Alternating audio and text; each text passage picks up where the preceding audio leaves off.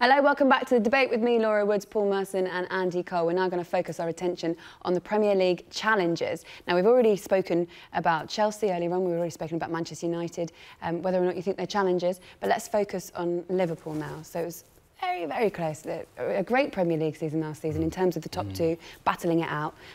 Liverpool this season, did they have enough in the tank to keep that intensity up and challenge again? Most definitely. Any team to do as well as Liverpool did last season, to lose it by a point, it's insane.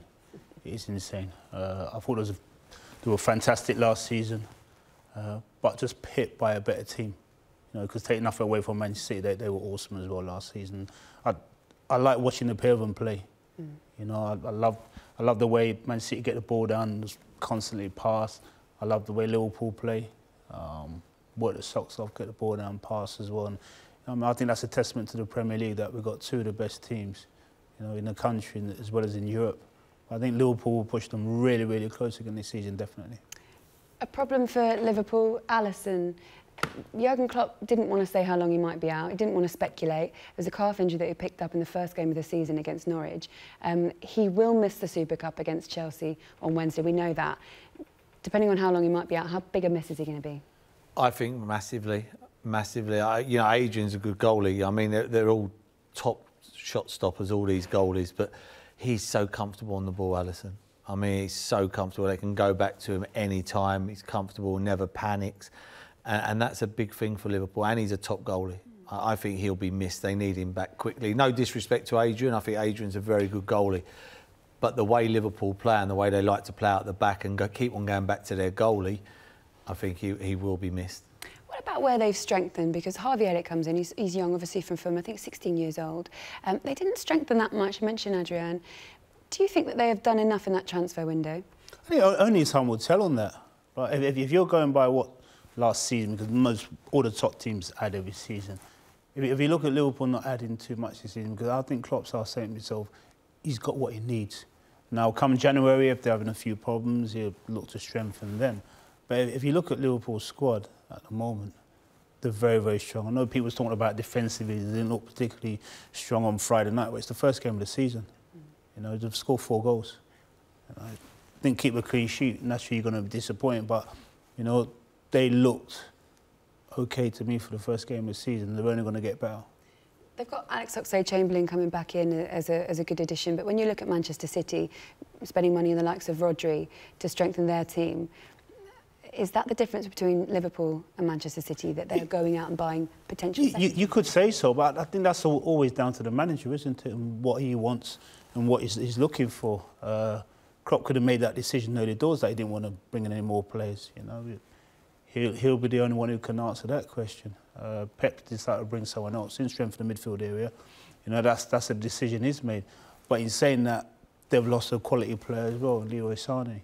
You know, he's going to be out possibly 6-7 months. He's a real top player. You know, I'm not saying the boy they brought in is going to replace him, obviously not. But, you know, to lose a player like that and to have the squad they have, you know, someone else is going to step in there. So the two very, very strong squads. When you look at who else might be challenging for the Premier League title this season, would you consider Spurs? Not really. Not really. I mean, what was it, 27 points last season? That's a lot of points. Come February, they were about 4 or 5 points behind. You know, they were in it. But you just look at the squads, it takes its toll. I mean, you worry if Harry Kane comes out. You know, you watch him against Villa the other day, and if Harry Kane don't turn up at the end, they're not winning that football match. So I don't put Tottenham in it. I don't see anybody touching Man City. I find it difficult for anybody to get near them. What Liverpool did last season was, as Coley said, is insane. To do what they do and not win the league. You look at this. I mean, they go West Ham away. I look at that game. I think banana skin. You know, first game of the season. West Ham at home. A few new players. It's a bit of a leveller. Do you know what I mean? And they go there and they put Aguero on the bench and they win 5-0. I mean, Liverpool couldn't do that. Liverpool couldn't go to West Ham and go, you know what, Firmino or Salah or Mane, you have a rest today. You know, Van Dijk has to play every week. Salah plays every week. Mane virtually plays every week. Firmino, it will take its toll in the long run. You know, another year, keep on doing what you're doing. it'll take its toll, and I just think it's relentless. I really do. I just think Man City are so good, so good. I'm not going to say that's where Pep's fortunate, because it's not a case of being fortunate. But a lot of the players when he took over was already there, like the Agueros and all that, and Jesus. He add more and more quality. It's like when you say Sane gets injured, Mahrez plays. You know what I mean? Just the quality. It's just churn them out. Fernandinho don't play. Rodri plays like 70-odd million. If he don't play, for me, Fernandinho's playing. I mean, it's, you know, who never played? Bernard Silva never played. Yeah. He never played. I mean, has he not played? He was their best player last season. I mean, it's relentless. I mean, give him the League Cup now. give him it. When you talk about key players, and you look at Spurs, would you consider Jan Vertonghen a key player? I would. I mean, I like him. I think he's a real good player. Do you think it was interesting that he wasn't in the squad in their first game?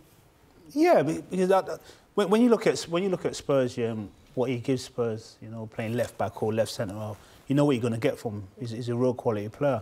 So I was surprised that he wasn't involved. But Spurs are strong in that area. They're very strong. What about Christian Eriksen? Because he did come off the bench. We know that this window, the European window, is open for a little bit longer, and he's voiced his opinions that he might be ready to move on. If they lost Christian Eriksen in this window, I mean, what sort of impact could that have? I think I'd go as far as to say if he went before this window shuts, I'd be surprised if they got in the top 4, Tottenham. I would. I watched them against Villa the other day, and they literally had run out of ideas. Nothing really happening. Kane wasn't getting any service. You know, they kept it compact. Eriksen come on, it was completely different 25 minutes. He put the ball through the eye of a needle. He could play little 1-2s. He has vision. Yeah, for me, I thought it was a strange one. Do not want to lose him. I think he'll stay, and he'll have a contract sorted out in January to go on a free next year. I've got to ask you about your former team, Arsenal. The game that they played at St James's Park might have surprised a few people because none of their new signings made the starting lineup. They did eventually bring them on. Do you think that they have promise this season? And where do you think are the areas of the pitch that actually they are going to be the strongest? Well, they're always going to be strong up front. I mean, if you've got Aubameyang and Lacazette up front, I mean, and Pepe, he's a player. I mean, you know, I heard Tim say the other day on the show last week, which was right, that went under the radar because people will look at it and go, well, Arsenal don't need another forward, but he can play. You know, Arsenal are one of them teams. Emery's looked at it and thought, you know what, we've got to outscore teams. I've got to outscore teams. I can't keep clean sheets every week. I think David Luiz is an unbelievable signing. I do. I just think the lad can play. He can hit a 70, 80-yard diagonal ball to anybody on the pitch. He can find players. They'll score goals. They had young kids playing the other day.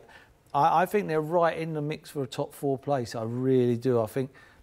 I know it's a bit sad because I thought in top 4. I mean, this is the Arsenal. I mean, the days are long gone when we're going, oh, they're going to win the league. But you know, if they can get back in the top 4, I think they've had a good window. Good window. And David Luiz he's got a presence. David Luiz. He won't shirk. He won't hide.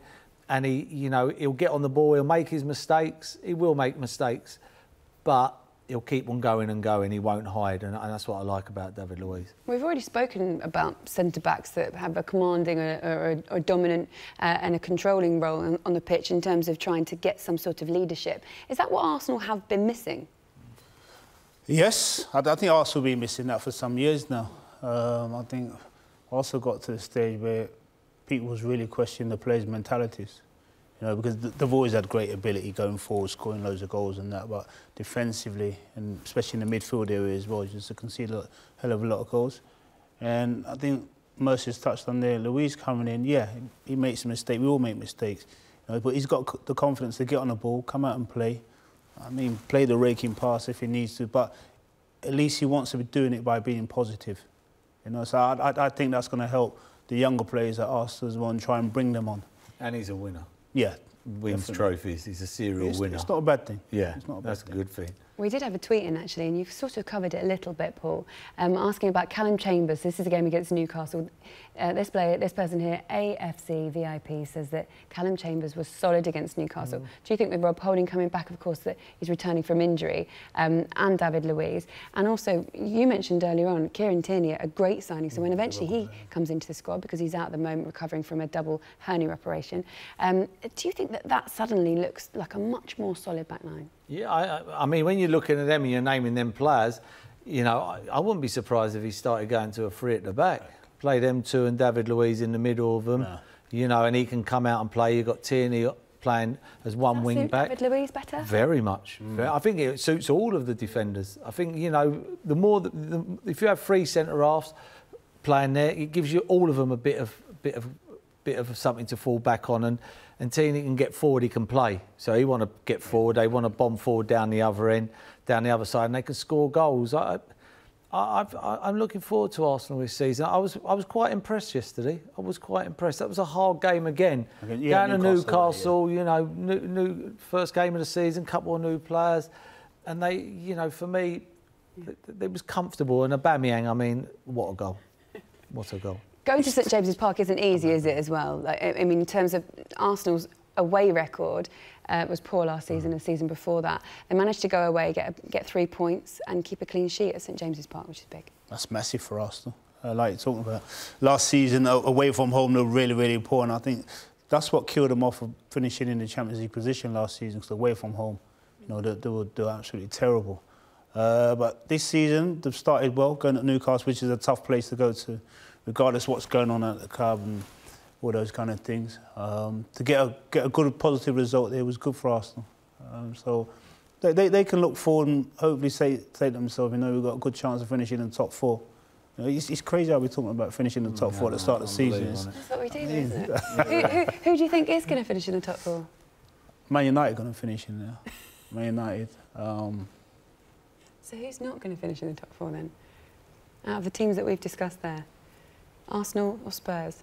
If Spurs lose Eriksen, they struggle. I don't know. I'll give up. Merce, what do you think, mate? I give up yet? I don't think Man United. I think Arsenal pick Man United. I think Man City. You two would pick those two teams. I think Man City. I think Man City win it. Then Liverpool, Tottenham if they keep Eriksen. And then I just go Arsenal over Man United and Chelsea.